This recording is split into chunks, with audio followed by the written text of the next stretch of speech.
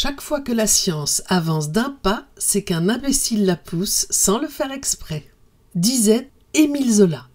Ce matin, la revanche des cervelles de moineaux.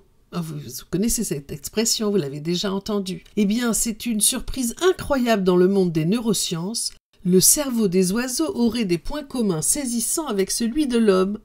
Au point de doter ces animaux d'une conscience, peut-être qu'on n'ira pas jusque-là.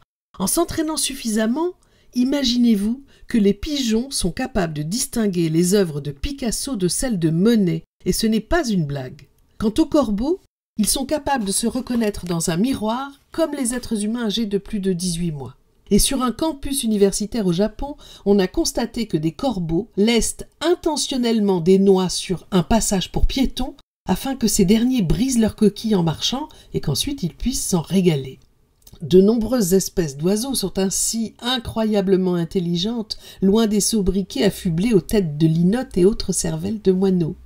Tout ça peut paraître très étrange car en effet le cerveau des oiseaux est effectivement très petit. Mais voyez-vous, il contient énormément de neurones. Finalement, ça n'est pas la taille qui compte.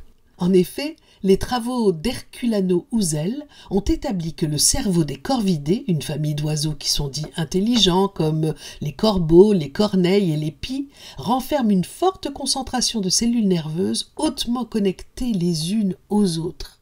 On ne dira jamais assez à quel point la connexion entre nos neurones est quelque chose de très important. Alors, qu'est-ce qu'en a conclu notre Herculano Houzel, qui est le chercheur qui a réalisé ces travaux? Eh bien, sa conclusion m'a semblé très intéressante. Il a dit « J'espère que davantage de personnes seront tentées d'abandonner l'idée qu'il y a quelque chose de très unique et exceptionnel dans le cerveau humain. » À bon entendeur, salut. C'était extrait de Cerveau et Psycho de décembre 2020.